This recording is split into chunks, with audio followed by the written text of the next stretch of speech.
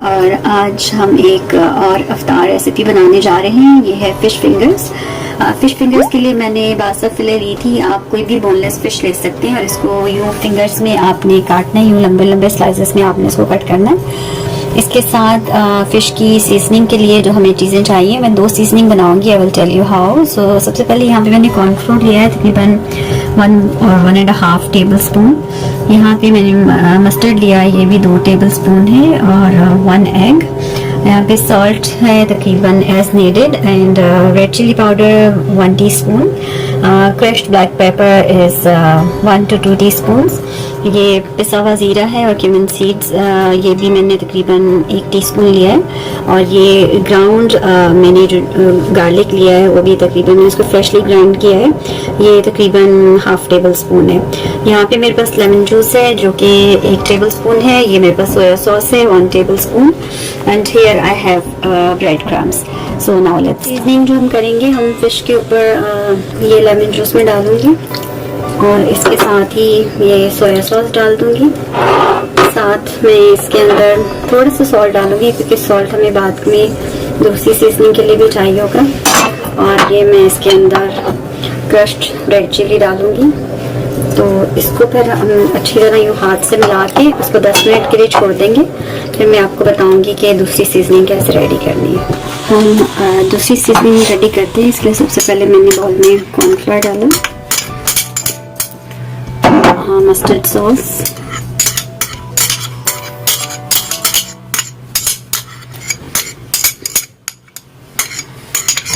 I will bring this egg into it.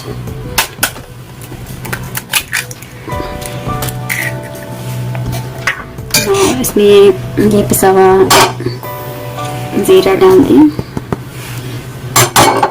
Garlic मैं पूरा use नहीं करूँगी, वैसे इसमें सिर्फ तकरीबन 2 टीस्पून गार्लिक यूज़ होगा।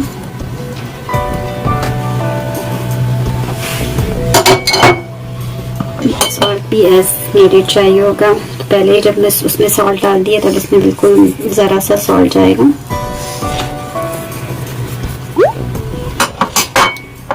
ये क्रश्ड ब्लैक पेपर, लास्ट में भी हमने क्रश्ड ब्लैक पेपर डाली है और अब इसमें दोबारा से थोड़ी सी डालेंगे। और ये रेड चिली, इन सारी चीज़ों को हमने अच्छी तरह से मिक्स करना है, इसका एक बैटर सा बनाना है। और फिर फिश के पीसेस को लेके इसमें 1 बाय 1 उनको कोट करते जाना है और उनको फिर तकरीबन कम से कम 15 मिनट के लिए हमें छोड़ देना है। हम इस तरह से हमने फिश को कोट करते जाना है और इसको इस बैटर में कोट करके हमें तकरीबन 15 मिनट्स छोड़ना है, 15 minutes to half an hour. और फिर इसको हमने ब्रेड क्रम्स लगा के इसको फ्राइंग कर लेना है। ये बहुत अच्छा स्नैक होता है, ये रमज़ान में इफ्तार टाइम पे भी अच्छा लगता है और ये वैसे एपेटाइज़र के तौर पे भी खाया जाता है और शाम की चाय के साथ भी आप इसको जो है वो ट्राई कर सकते हैं। It's very quick and very delicious. So fish को अब हमने ऐसे एक एक स्लाइस लेना है और इसको यूँ ब्रेड क्रम्स में कोट करना है।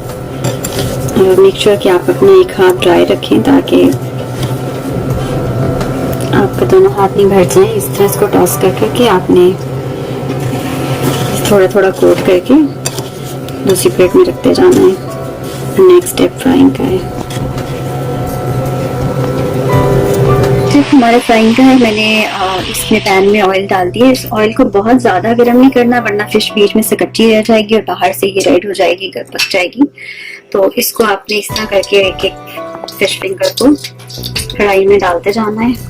इसका कुकिंग टाइम 15 मिनट अप्रॉक्सीमेटली है क्योंकि फिश को बहुत ज़्यादा टाइम नहीं लगता, लेकिन फिर भी इसको इतना पकाना होता है कि अंदर बाहर से बिल्कुल अच्छी तरह से पक जाए और गल भी जाए। फिश फिंगर को आप देखिए तकरीबन रेडी होने वाली है। इसका कलर गोल्डन ब्राउन हो जाए फिर हम इसको डिश आउट कर लेंगे। 2 सेकंड मोर, फिर मैं आपको डिश आउट करके दिखाऊंगी। So I hope you liked it. If you have any suggestions, please leave in the comment section below and stay tuned for more exciting recipes. Have a great day. Take care. Bye.